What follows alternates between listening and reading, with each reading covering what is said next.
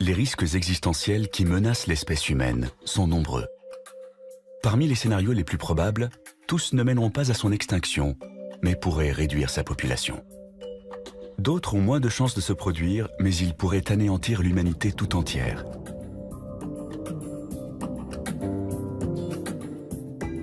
Dans notre liste des 10 scénarios pour une fin du monde au XXIe siècle, nous avons classé les dangers naturels de la 10e à la 6e place.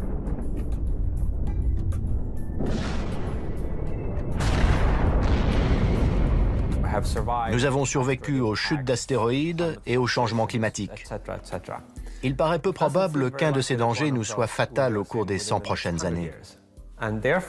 D'où ma conviction que si l'espèce humaine s'éteint au cours de ce siècle, ce sera le résultat d'une catastrophe anthropique, c'est-à-dire causée par l'homme lui-même.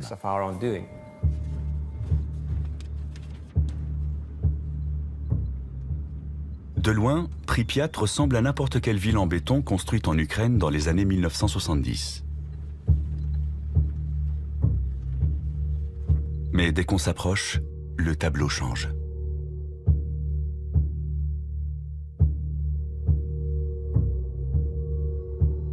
Il n'y a pas si longtemps, des dizaines de milliers de gens vivaient à Pripyat, jusqu'au jour où une catastrophe provoquée par l'homme l'a transformée en ville fantôme.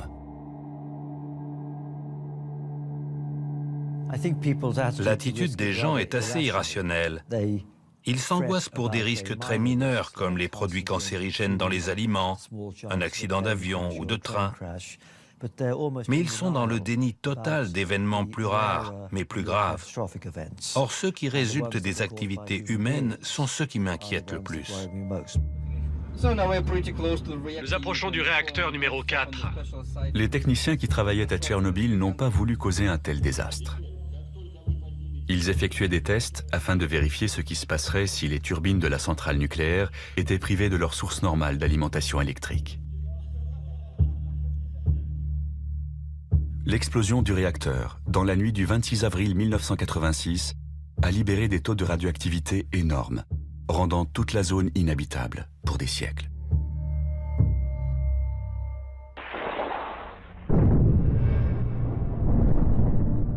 Se pose alors la question, serions-nous capables de provoquer un accident encore plus grave? Une catastrophe telle que l'humanité serait anéantie. Ce n'est pas une hypothèse délirante de dire que l'humanité va s'éliminer elle-même au cours de ce siècle. Je ne le souhaite pas, mais je prends en compte objectivement la puissance des technologies mises au point et le manque de fiabilité des hommes qui les conçoivent et les utilisent. Il y a une probabilité réelle pour que l'histoire de l'humanité prenne fin au cours de ce siècle. La seconde moitié de notre liste des scénarios de fin du monde recense ce qui pourrait résulter d'actions humaines.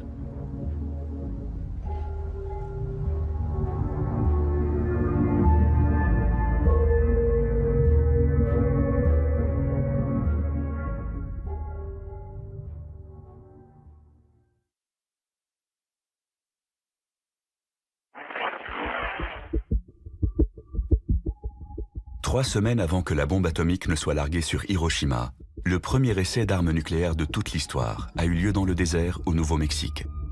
Prévu le 16 juillet 1945, le test baptisé Trinity avait soulevé certaines inquiétudes. Dès 1942, le physicien Edward Teller avait émis des doutes sur sa sûreté. D'après lui, en théorie, une bombe atomique pouvait déclencher une réaction en chaîne susceptible d'enflammer l'atmosphère autour de la planète. Que se passerait-il si l'explosion d'une bombe atomique enflammait l'atmosphère? Après tout, il se produit une petite réaction nucléaire dans une bombe de ce type. Qui sait si tous les atomes dans l'atmosphère ne pourraient pas être entraînés dans cette réaction en chaîne? L'hypothèse avait été prise suffisamment au sérieux pour qu'on mène une étude et qu'on charge des scientifiques de calculer ce risque.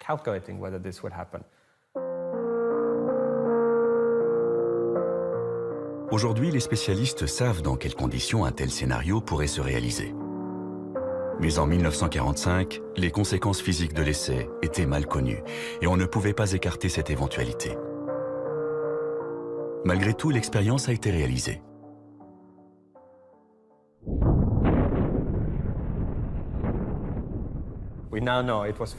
On sait depuis que ça ne pouvait pas se produire. Mais ça donne à réfléchir. Jusqu'à quel point pouvons-nous nous fier à nos calculs? Peut-on miser l'avenir de l'humanité sur leur exactitude?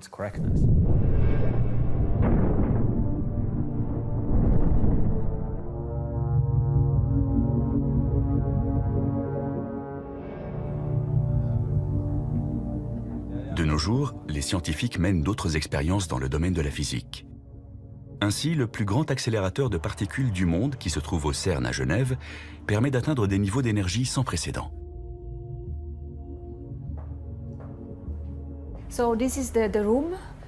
C'est dans cette pièce que nous enregistrons les données utiles obtenues par la collision des deux faisceaux du LHC. Le LHC est un anneau de 27 km, formé d'aimants supraconducteurs, qui accélèrent en sens inverse deux faisceaux de protons à une vitesse proche de celle de la lumière. Les nouvelles particules créées lors de la collision devraient nous aider à comprendre la formation de l'univers. Ces images ont été filmées le 30 mars 2010, jour où le LHC a établi un nouveau record.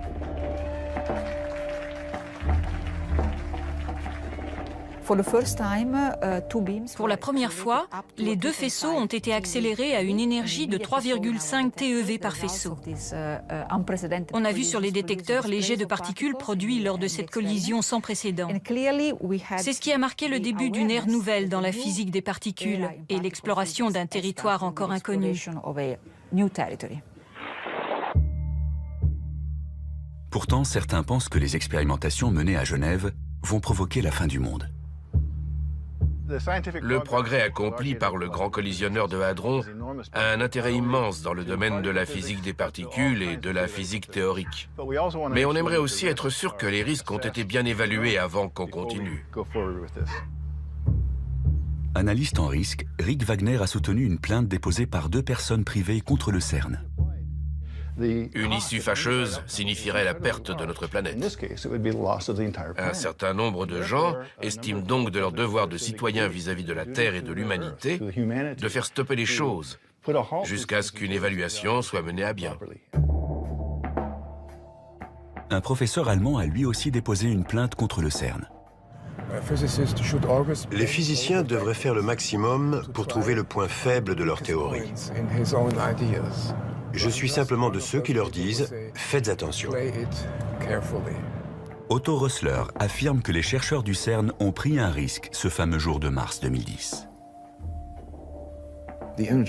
L'énergie de ces collisions a été multipliée par 4 cette année, contre mes recommandations. Si elle atteint les niveaux prévus, d'après mes calculs, il y a un risque de 8% pour que la Terre, rétrécisse, jusqu'à ne plus faire que 2 cm de diamètre dans quelques années.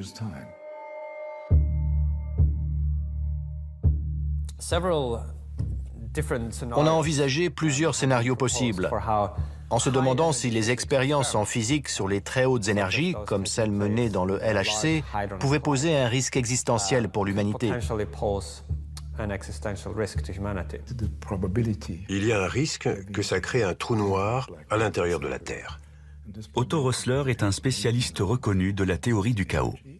D'après ses calculs, la collision des particules pourrait entraîner la formation de trous noirs microscopiques. Dans le domaine de la théorie des trous noirs, on a encore des choses à apprendre. Je crois que mon groupe de chercheurs a fait une découverte à ce sujet. De minuscules trous noirs pourraient se former lors de collisions à très haute énergie. Jusqu'à présent, l'accélérateur fonctionne à un niveau d'énergie qu'Otto Rössler considère comme acceptable. Mais cela devrait bientôt changer. On progresse à pas de géant.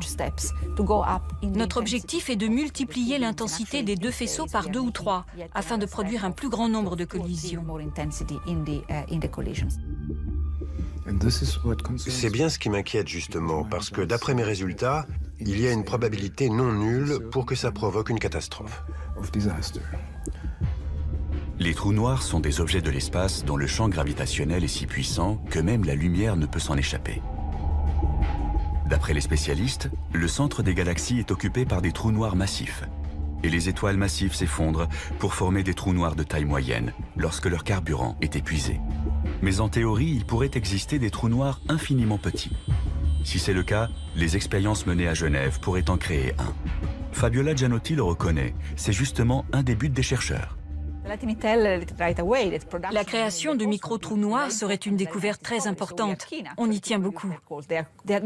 On pourrait produire ces particules à condition qu'il existe des dimensions spatiales supplémentaires, des dimensions microscopiques. Dans ce cas, la fabrication de micro-trous noirs serait possible, mais comme ils s'évaporeraient instantanément, ça n'engendrerait aucun risque. Pour Otto Rössler, au contraire, ces trous noirs artificiels posséderaient des propriétés différentes de ceux qu'on trouve dans l'espace. Le résultat de mes calculs montre qu'ils ne disparaîtront pas. S'ils sont assez lents pour rester à l'intérieur de la Terre, ils finiront par la dévorer de l'intérieur. Reste à savoir combien de temps cela prendra. Si l'on en croit le scénario d'Otto Rössler, un trou noir artificiel traverserait le champ magnétique de confinement de l'accélérateur de particules. Sous l'effet de la gravité, le trou noir serait attiré au centre de la Terre, où il grossirait en absorbant les atomes autour de lui, d'abord lentement, puis de plus en plus vite. Il aurait les caractéristiques d'un quasar. Il produirait 2 jets d'énergie dans 2 directions opposées qui finiraient par fuser de la Terre. C'est là qu'on se rendrait compte de la présence de cette machine qui finirait par avaler la Terre de l'intérieur plus ou moins rapidement.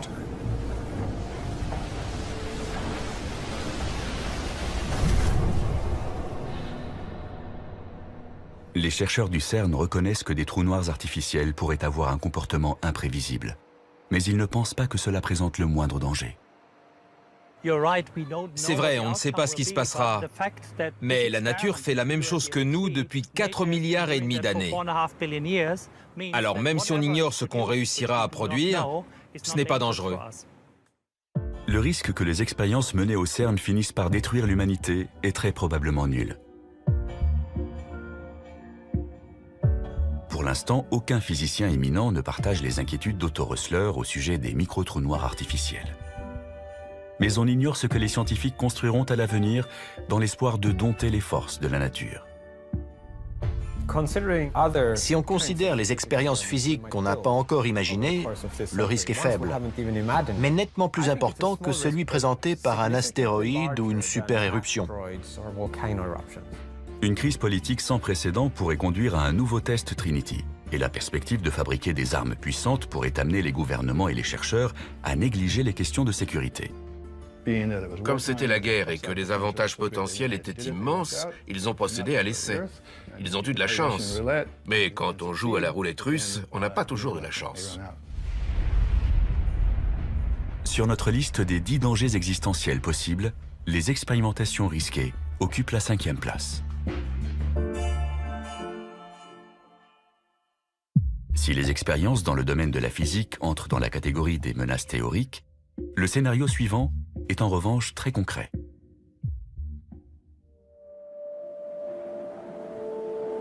C'est l'été en Antarctique, en ce mois de janvier 1909. Il fait moins 50 degrés et l'explorateur Ernest Shackleton, qui tentait de rejoindre le pôle Sud, a été contraint à l'abandon. Sur le chemin du retour, il découvre quelque chose qui va transformer à jamais notre perception du continent de glace.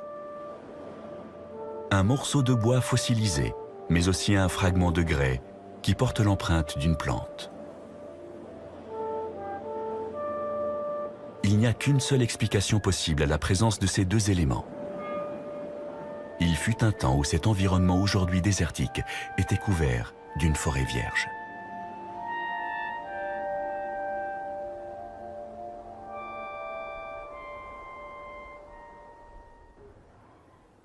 Le climat de notre planète a connu de nombreuses variations, mais à l'époque de Shackleton, cette réalité n'était pas encore bien comprise. La Terre a connu une alternance de glaciation et de périodes beaucoup plus chaudes, comme celle connue sous le nom de maximum thermique du Paléocène-Éocène. La diversité biologique a diminué à cause des températures trop chaudes autour de l'équateur, et les formes de vie ont migré vers les régions polaires. Il n'y avait pas de calotte glaciaire sur Terre. L'Antarctique et le Groenland n'étaient pas recouverts par les glaces. On sait aujourd'hui que l'Arctique et l'Antarctique étaient peuplés de crocodiles et plantés de palmiers. Nous allons maintenant connaître une nouvelle période de réchauffement. Mais cette fois, c'est nous qui en sommes la cause. On joue avec le matériau vital de la planète. On fait des expériences sur la Terre, sur nous et sur tous les autres organismes vivants. Mais on ne sait pas combien de temps on a avant qu'il ne soit trop tard. 10 ans ou un siècle? Tous les signes du réchauffement climatique sont là. Et pratiquement tous les climatologues s'accordent à dire que les changements auront des répercussions graves. Le rapport du GIEC de 2007 a confirmé tous les rapports des années précédentes. On avait tiqué en 1995, on a commencé à s'inquiéter vraiment en 2001, et d'un seul coup, en 2007, on s'est rendu compte que c'était encore pire que ce qu'on pensait. On ignore jusqu'à quel point la situation risque de se dégrader. Les scientifiques craignent que nous dépassions une limite au-delà de laquelle les changements seront irréversibles. C'est ce qu'on appelle le point de basculement. Dans l'état actuel des choses, je n'exclus pas que la fonte des glaces qu'on enregistre au Groenland ait déjà créé une situation irréversible. Mais on ne s'en rendra pas compte avant 25 ou 50 ans. Une fois que la machine est lancée, on ne peut plus l'arrêter. C'est le point de basculement. Les études paléoclimatiques ont montré que nous allons peut-être connaître une hausse brutale des températures mondiales. Il y a 55 millions d'années, à l'époque où les fossiles retrouvés par Ernest Shackleton se sont formés, le même scénario s'était produit. Il y a eu un réchauffement relativement rapide, peut-être autant que celui que nous avons déclenché en émettant plus de CO2 dans l'atmosphère. On associe généralement l'effet de serre avec la petite molécule de dioxyde de carbone. Pourtant, il existe d'autres gaz à effet de serre. Par exemple, le méthane, 20 fois plus nocif. Les chercheurs pensent que le réchauffement qui s'est produit il y a 55 millions d'années est dû à une hausse brusque des concentrations de ce gaz dans l'atmosphère. Les climatologues craignent que nous n'atteignions le point de basculement dans les régions où des dégagements de méthane peuvent se produire.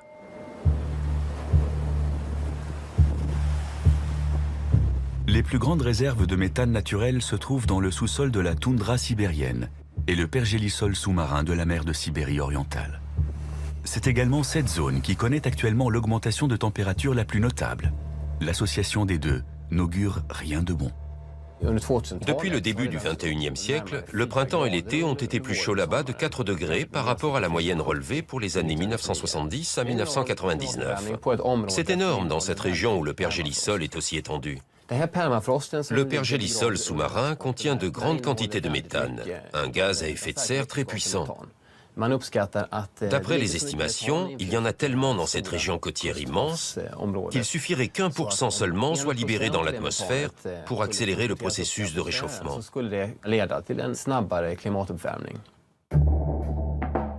Örjan Gustafsson a pris part récemment à une expédition dans la mer de Sibérie orientale.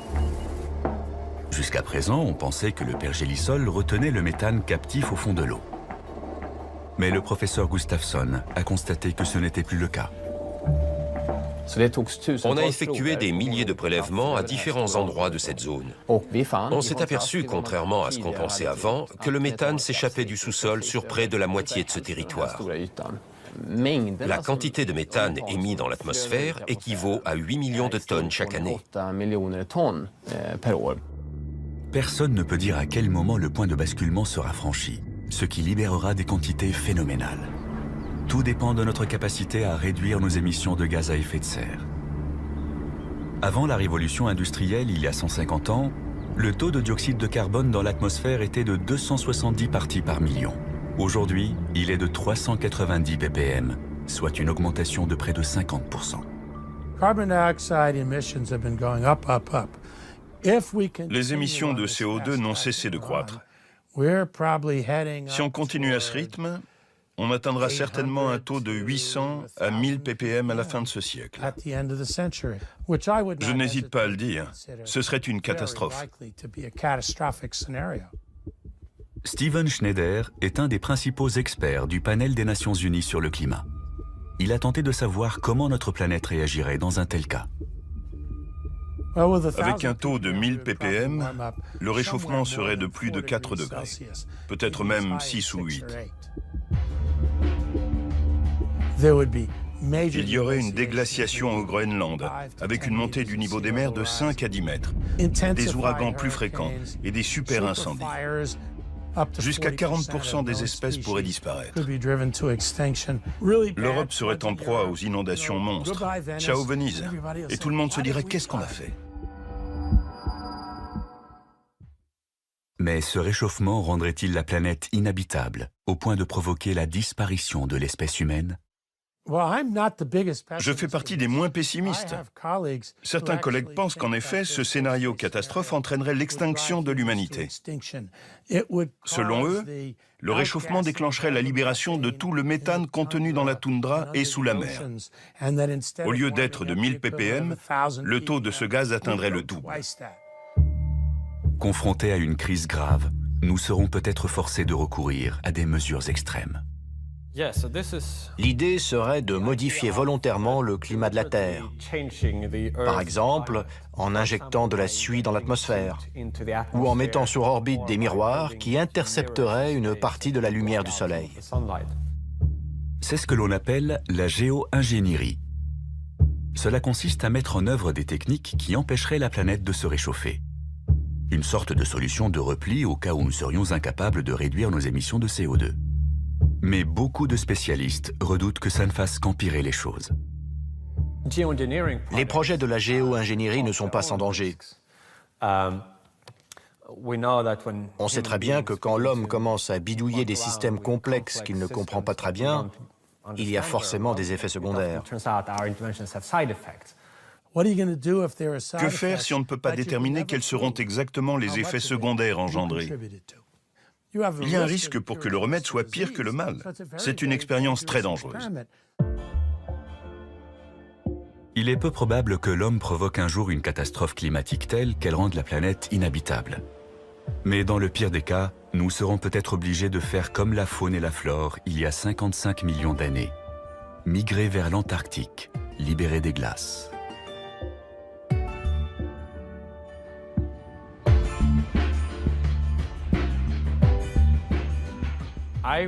Je dirais que le risque est plus élevé que tous ceux que nous avons examinés précédemment. L'impact d'un astéroïde, l'éruption d'un supervolcan, voire les expérimentations risquées. C'est pourquoi la menace d'une catastrophe climatique est classée 4e sur notre liste.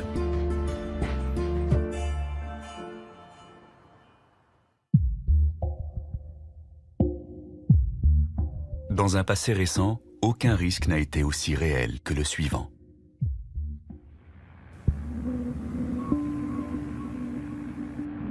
Octobre 1961. Un bombardier Tupolev fait route vers l'océan Arctique. Le commandant Andrei Donovtsev a été chargé de procéder à un essai nucléaire qui restera dans les annales. Il doit larguer la Tsar Bomba, la bombe la plus puissante jamais mise au point de l'histoire de l'humanité.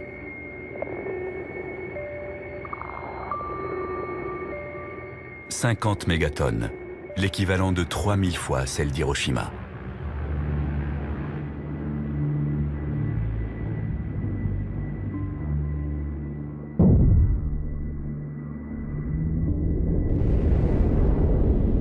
Le champignon atomique s'élève à plus de 60 km de haut. Et l'onde de choc fait 3 fois le tour de la planète avant de ne plus être perceptible.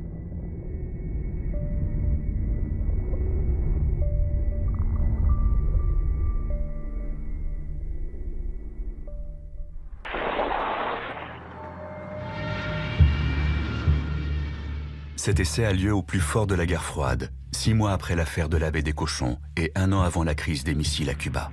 Des événements qui auraient pu déboucher sur une 3e guerre mondiale. Dans les années 1970, il y avait plus de 70 000 armes nucléaires dans le monde.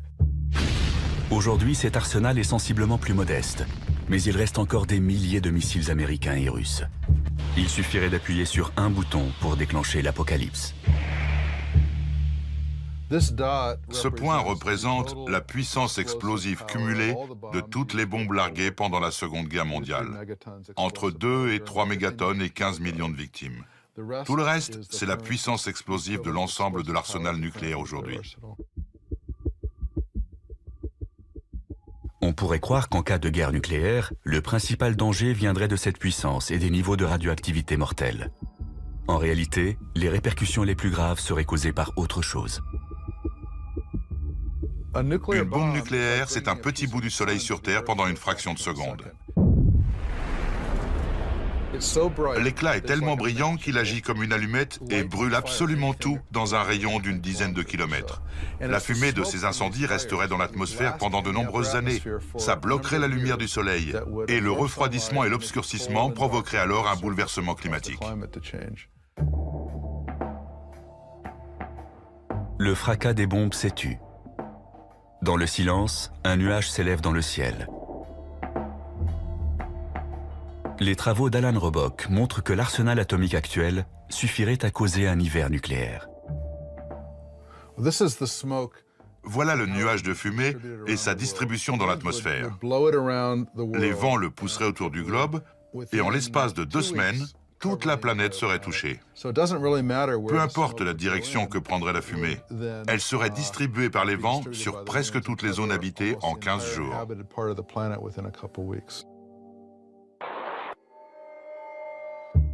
D'après cette simulation, les températures resteraient négatives même pendant les mois d'été. Ça, c'est le premier été après la formation du nuage, le deuxième et le troisième. Pendant tout ce temps, les températures seraient négatives. On aurait un vrai hiver nucléaire. L'agriculture serait stoppée, il ferait froid, sec, et il n'y aurait pas de lumière, et la majeure partie de la population mondiale mourrait de faim. Même après le nouveau traité de désarmement signé récemment par Obama et Medvedev, l'arsenal américain et russe est encore assez important pour déclencher un hiver nucléaire.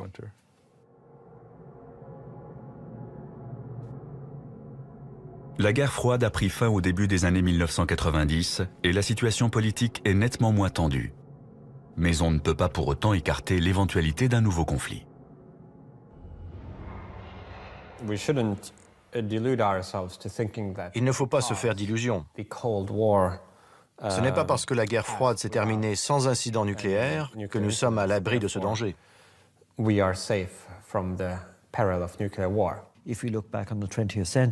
Voyez comment la situation géopolitique a changé au XXe siècle.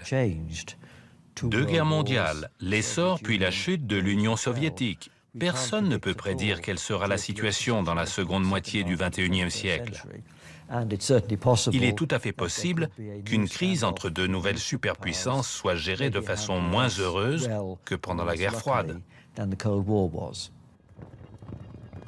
Une chose est sûre, les progrès technologiques permettront de concevoir des armes nouvelles et plus puissantes.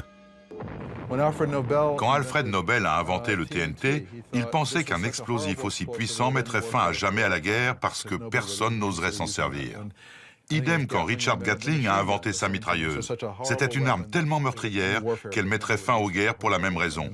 Or, l'expérience a montré que toute nouvelle arme est utilisée. Les armes futures feront peut-être appel à une science de l'invisible. La nanotechnologie consiste à manipuler la matière au niveau atomique et moléculaire. Travailler dans le monde de l'infiniment petit permet d'améliorer la solidité, la durabilité et l'élasticité des choses.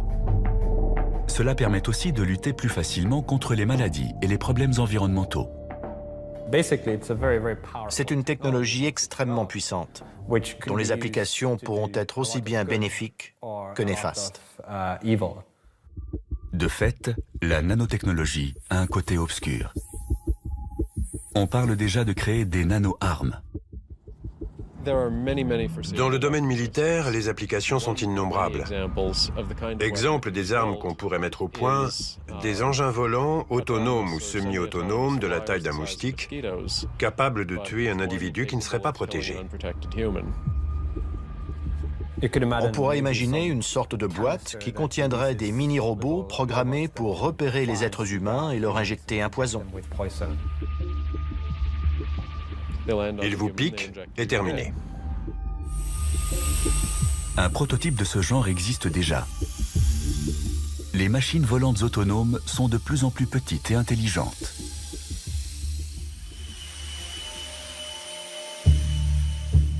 Les pires scénarios sont envisageables.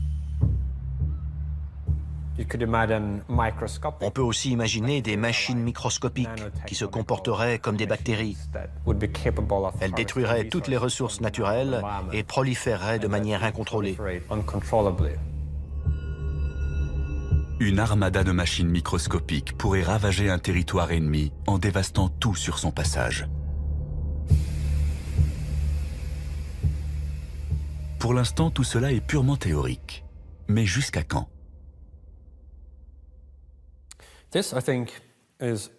C'est l'un des principaux risques existentiels qui nous menacent. Pour le moment, il est de zéro, car nous ne disposons pas d'armes nanotechnologiques susceptibles de mettre l'humanité en danger. Mais ce sera un risque à l'avenir. Va-t-on réussir à mettre au point un type d'arme capable de détruire le monde, à l'instar de notre arsenal nucléaire? La réponse est peut-être. On n'a pas encore complètement défini l'ampleur du danger, mais ce n'est pas demain la veille qu'un cinglé ou un terroriste sera en mesure de fabriquer une arme de fin du monde avec des composés moléculaires. La Première Guerre mondiale a été une guerre chimique. Le gaz lacrymogène, le gaz moutarde et le gaz chloré ont été utilisés massivement sur les champs de bataille en Europe. La Seconde Guerre mondiale a été celle de la bombe atomique. Quelles seront les armes de la Troisième Guerre mondiale? La question reste ouverte. Einstein a dit un jour « Je ne sais pas quelles armes seront utilisées pendant la Troisième Guerre mondiale, mais la quatrième se réglera à coups de pierre et de bâton. » C'est une catégorie qui englobe des risques spécifiques et différents. Armes nucléaires, armes nanotechnologiques, armes qui n'ont pas encore été inventées. Et de fait, la probabilité qu'une guerre déclenche une catastrophe existentielle est assez élevée.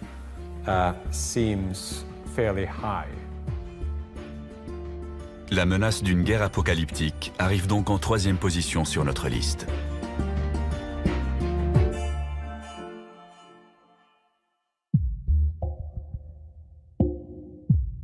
La deuxième place est occupée par un danger qui relève encore du domaine de la science-fiction.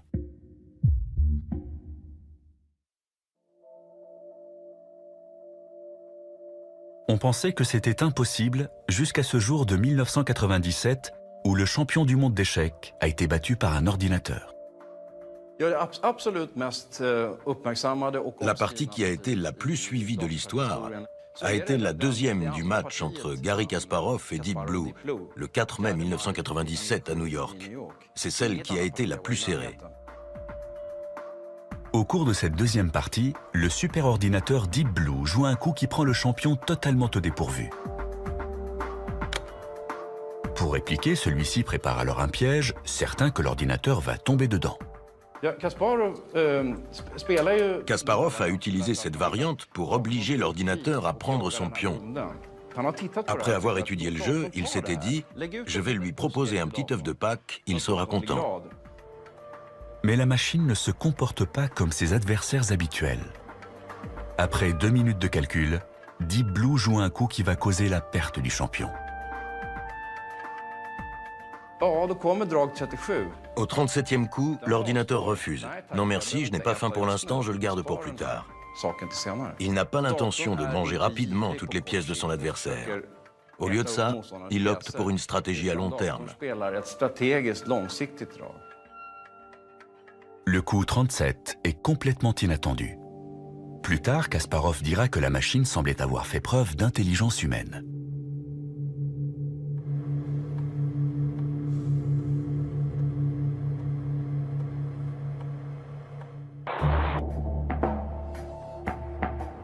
Il n'est pas exagéré d'affirmer que nous sommes entrés dans l'ère de la machine. Il nous serait impossible de revenir à un monde sans ordinateur ni automatisation. Les machines sont essentielles pour la gestion du trafic aérien, l'entretien des centrales nucléaires, le traitement des communications et le contrôle de l'économie mondiale. Sans elles, notre civilisation s'écroulerait. L'avenir n'est pas rassurant pour ceux qui pensent que nous sommes déjà à leur merci. Elles vont devenir omniprésentes et seront de plus en plus perfectionnées.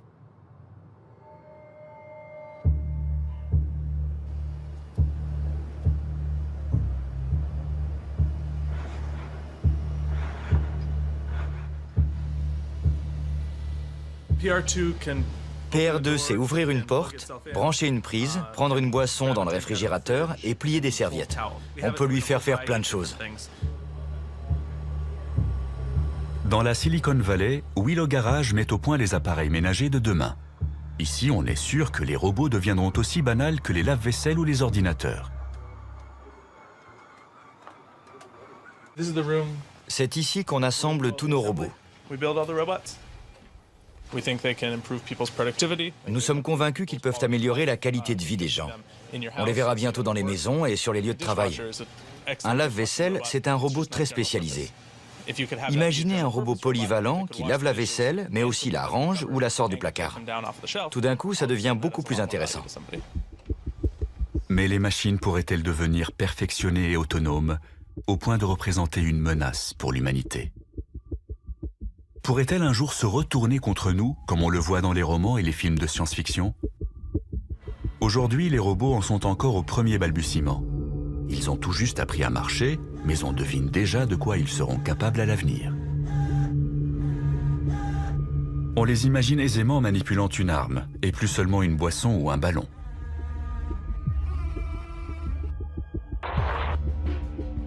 Il y a longtemps que l'armée utilise des véhicules aériens non pilotés, mais on voit aussi apparaître des robots terrestres sur les champs de bataille.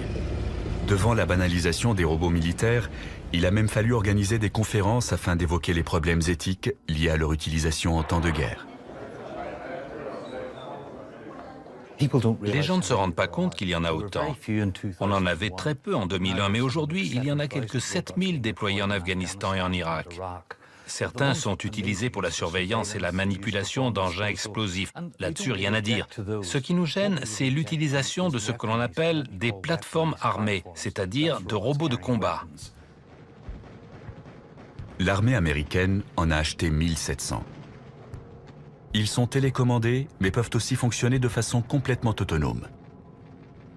Lorsqu'ils repèrent un objectif, ils calculent une solution de tir en une fraction de seconde. Puis ils attendent, pour l'instant du moins, qu'un humain leur donne l'ordre d'agir.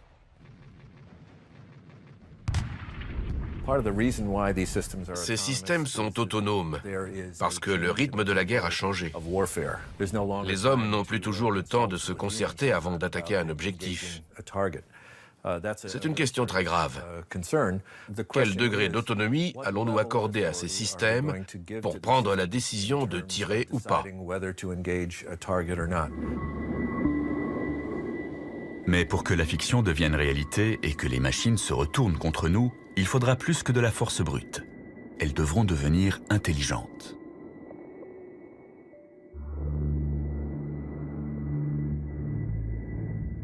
La communauté scientifique est divisée sur la question. Est-il possible de créer une intelligence artificielle, ou IA? Ben Goertzel est convaincu que les machines vont non seulement atteindre notre niveau, mais nous dépasser.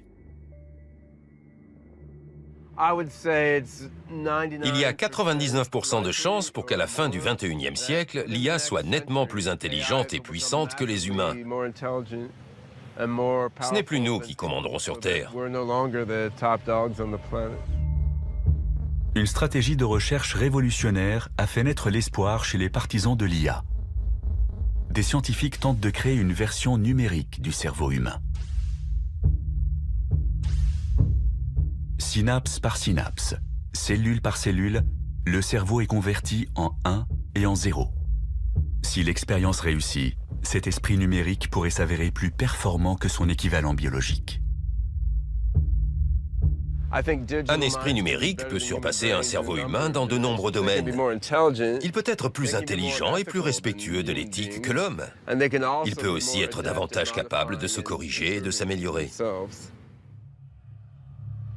Une machine super intelligente pourrait gérer les procédures à l'échelle mondiale bien plus efficacement que nos systèmes informatiques actuels. Mais la collaboration avec des machines est peut-être un pari dangereux.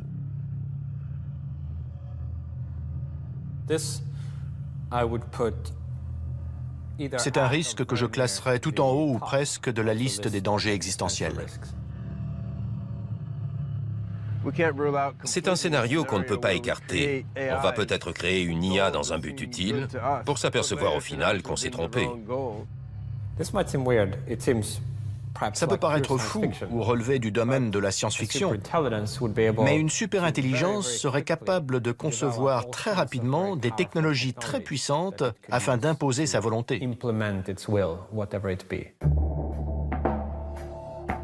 Il y a un risque pour qu'un esprit numérique se retourne contre nous sans que nous soyons assurés de pouvoir l'arrêter à temps.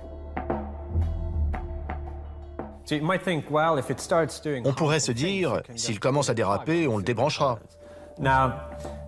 Mais c'est justement une réaction qu'une superintelligence sera en mesure d'anticiper. Elle considérera ce scénario comme une manière de l'empêcher d'atteindre son objectif et fera ce qu'il faut pour l'éviter. Elle pourrait, par exemple, s'introduire dans le réseau Internet de façon à envoyer un peu partout des copies d'elle-même, ou prendre le contrôle d'engins robotisés pour s'emparer du pouvoir. Au cas où nous ne serions pas d'accord avec son objectif, l'IA pourrait se servir des robots du futur pour nous empêcher d'appuyer sur le bouton arrêt. Et si nous prenions les armes, elle pourrait décider que la solution la plus simple serait de se débarrasser de nous.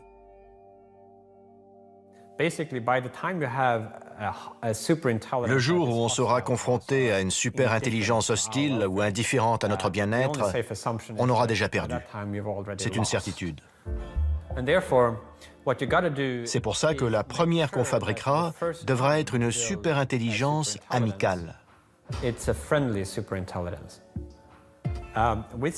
Comme avec toutes les autres catastrophes existentielles, on n'aura pas droit à un deuxième essai. Il ne faudra pas se tromper.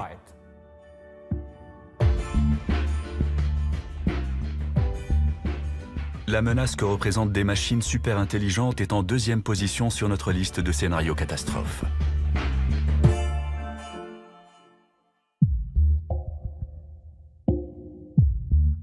Et voici maintenant le numéro 1.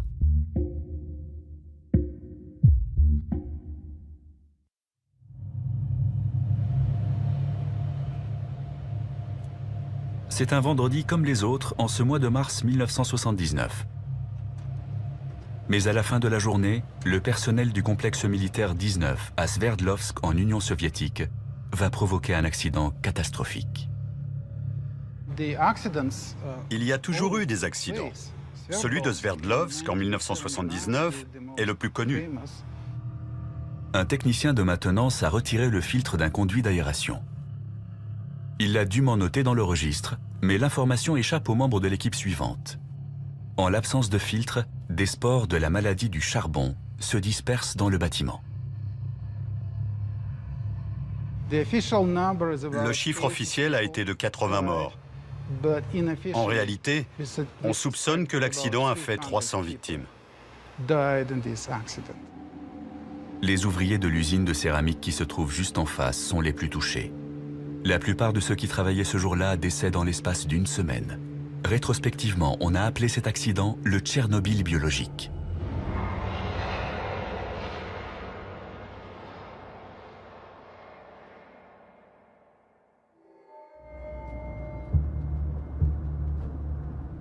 Les superpuissances de la guerre froide ont officiellement mis un terme à leur programme d'armes biologiques. Mais elles sont toujours en mesure de produire des micro-organismes mortels.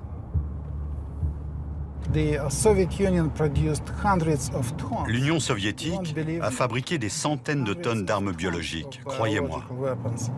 De quoi tuer toute la population mondiale. En se fondant sur cet exemple, on peut penser qu'un pays doté de ressources modérées serait capable de produire une quantité importante d'armes de ce type. Entre 1976 et 1986, cet homme était responsable du laboratoire secret soviétique Vektor à Novosibirsk. On a tenté de modifier des virus en introduisant des fragments synthétiques d'ADN dans leurs matériaux génétiques. L'idée était de les rendre plus puissants, d'en faire des tueurs dotés d'une plus grande virulence. Le laboratoire de Sergueï Popov a mis au point une nouvelle souche de la peste qui résiste aux 10 antibiotiques les plus utilisés, ainsi qu'un virus de la variole particulièrement ravageur.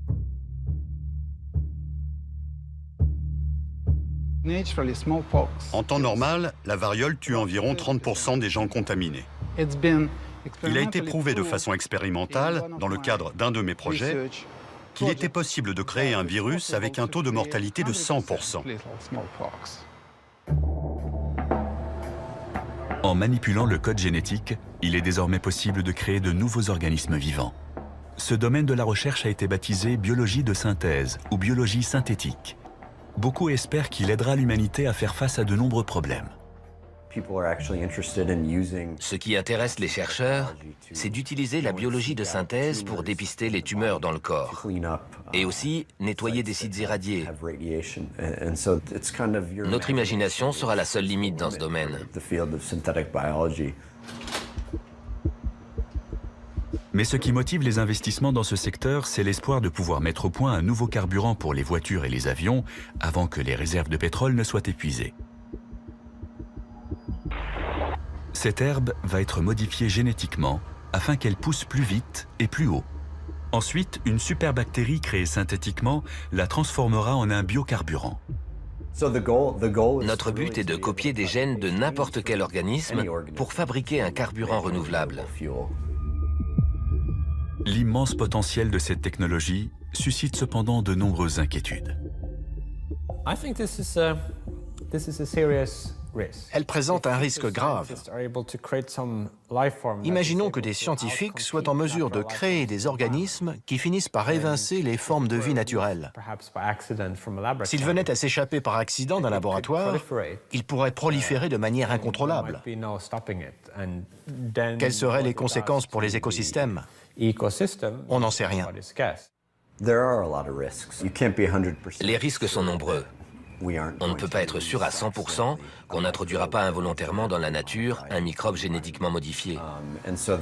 C'est pour ça qu'on travaille à doter ces organismes de circuits automatiques d'autodestruction, de façon à ce que les microbes en question se suicident s'ils sont disséminés dans l'environnement.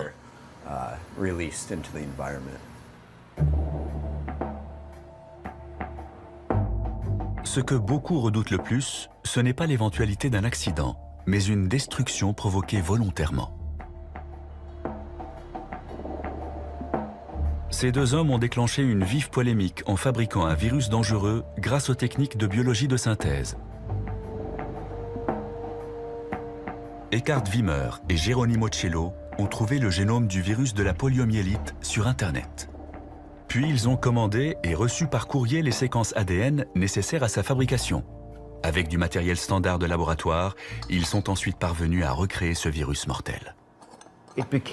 Ça veut dire que si on y arrive avec un petit virus comme celui de la polio, on pourrait aussi le faire un jour avec celui de la variole. L'intention de ces virologistes n'était pas de propager la polio, mais de montrer combien il était facile de fabriquer un virus.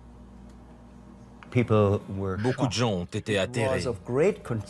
À l'époque, le grand public s'était ému à l'idée que ça puisse être mal employé et que Ben Laden dispose d'une recette qui lui permette d'anéantir la population des États-Unis.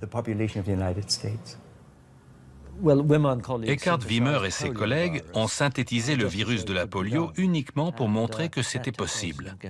Cette technologie deviendra bientôt très accessible, alors on s'inquiète à l'idée que certains en fassent un mauvais usage. Les technologies sont de plus en plus puissantes, en particulier les machines qui permettent de synthétiser l'ADN. Bientôt, ces techniques seront accessibles à tous ceux qui voudront se les procurer d'occasion sur eBay pour quelques milliers de dollars. À moins qu'on se décide à faire quelque chose, dans 10, 15 ou 20 ans, n'importe qui pourra fabriquer sa propre version du virus de la variole ou du virus Ebola. Sergei Popov est convaincu que nous serons confrontés à des formes de vie artificielle encore plus menaçantes.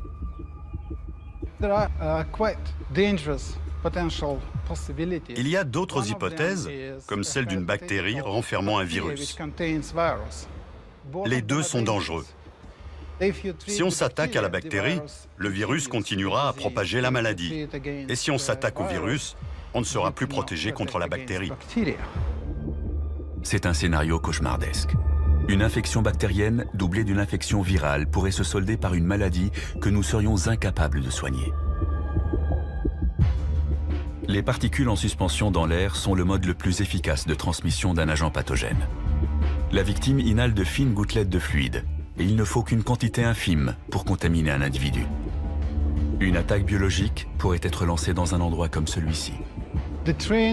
Une rame de métro fonctionne comme une pompe dans un tube. Si on répand une bonne quantité d'agents pathogènes au-dessus des voies, le déplacement des rames les fera se propager le long des tunnels. Ce serait suffisant pour contaminer beaucoup de monde.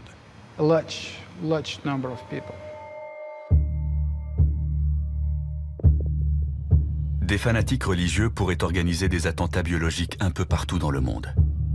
Des populations entières pourraient devenir stériles après avoir été exposées à des virus synthétiques attaquant les cellules reproductrices. Une superbactérie pourrait détruire toutes les plantes et anéantir la production de nourriture.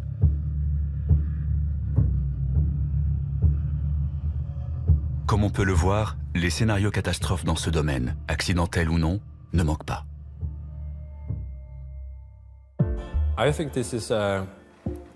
C'est le principal risque existentiel. Si un tel pouvoir devait devenir accessible à tout le monde, il est évident que certains voudront l'utiliser à des fins de destruction. Les méchants pourraient être n'importe qui. Un État voyou, un groupe terroriste sophistiqué, ou juste un scientifique mal luné. Ce serait difficile à mettre sur pied, mais très franchement, on sait le faire. Au XXIe siècle, la biologie de synthèse apparaît comme la plus grande menace contre l'humanité. Elle arrive donc en tête de nos 10 scénarios de fin du monde.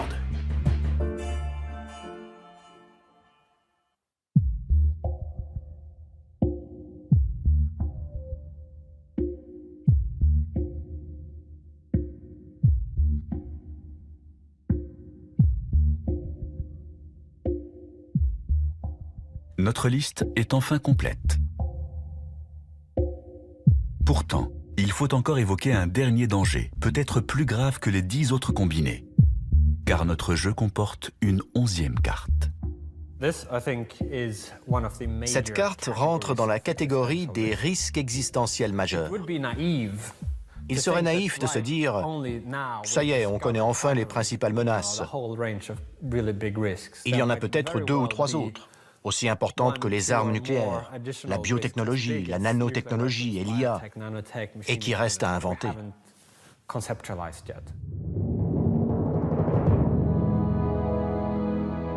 Le sort de Pripyat nous donne un aperçu de ce que serait l'avenir dans un monde où les hommes auraient disparu.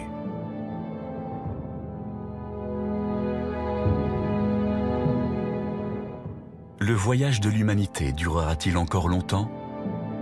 Tout dépend de notre capacité à survivre à ce siècle.